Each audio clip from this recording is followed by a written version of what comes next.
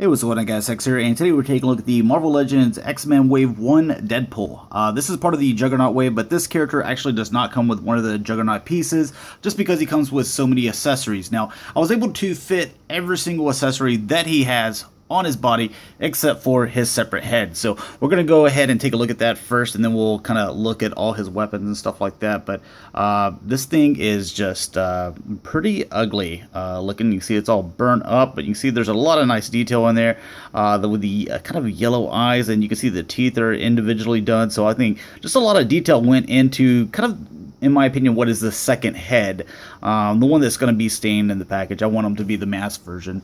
One other thing that I wanted to do before we kind of get into all the details of this figure is compare him to the Marvel Select Deadpool. And, I was never 100% happy with this guy. One, he doesn't really have a really good grip on his weapons. It does come with some accessories. He's actually very hard to stand. I'm surprised that I got him to stand in this pose right here, but the Marvel Legends, while just a little bit smaller, is superior in every single way. More accessories, a different head swap. The articulation is there. He has more weapons. He seems to be able to hold all his weapons a lot better. He comes with a taco, different face. He's able to stand just in every way possible. The Marvel Legends Wave 1, X-Men Wave 1 Deadpool is so much better. So I just wanted to kind of show those two guys side by side. But now we'll just focus in on this guy, and I'll give you guys a little 360 to start off with, and kind of show you all the accessories that I have him with. So obviously we got the automatic shotgun over here with the round drum. You can see he's got this big gun here. One thing that I just kind of wish was a little bit different is you would have put some different paint or a black wash on these just silver looking weapons, because they look so plain. You can see that, not that it was supposed to fit in there, but I found a little bit of a gap in this little belt piece and the thigh, and I was like, oh, perfect, I can slide the taco in there, so it's just peeking out a little bit, to where I was like, you know what, that kind of goes with this character, so that's the way I'm going to display them. You can see that we have one of the pistols here. There's a holster for it. You have some grenades that don't come off, but they are colored here. They are part of this belt here. You also have a knife here in the boot. Another gun here and a holster at the hip. You have the rocket launcher with the boxing glove at the end. This actually does come off, and the two swords, which has some nice detail. So we'll get into that here in a bit. One of the things I also wanted to mention, as far as the way the figure goes, this little back section here, it's like this is glued to the back, but this is loose, so it's actually a separate piece. And I think that that's a much better look than we've seen some companies or even Hasbro do before, to where this would be molded into the chest and then just painted brown, and usually it's kind of sloppy. We see that a lot with the Star Wars 6-inch Blackline series. This is much better. I like this look, to where it's like a separate piece, but it's still glued on there, so you're not going to be able to take it off. The same thing with the belt, to where it's not just molded into the figure, it's actually separate, so you can see that, it could go up and down and, sideways and stuff like that. So I actually like those little pieces to where they look separate. The leg thigh, it's got some movement there. I was able to, wedge the taco in, so I like that. And for the most part, the paint looks really good with the black and the red. You don't see too many mess ups. You see a little bit of silver here in the chest, silver here at the buckles on the shoe. I do see some red paint right here that's not supposed to be there, and I see a little bit right here that has no business being there. But him being Deadpool, I'm just gonna pretend that that's blood that they got on him, so which would be pretty accurate to the character. So to kind of go down the list of all these weapons, and we'll start off with these two. Again, if they put just some kind of wash on it, maybe it's something I can do myself. I'm not really into customizing my figures that much. It would have added so much to the gun, because it just looks kind of plain right there. The shotgun, same thing. It's just this plain gray plastic. So these are the least cool weapons, in my opinion. But then you get to the taco here, and well, if I can get it to focus, Probably the most detailed accessory out of them all. You can see the color of the taco shell here. You can see some meat, some lettuce, probably some hot sauce and stuff in there.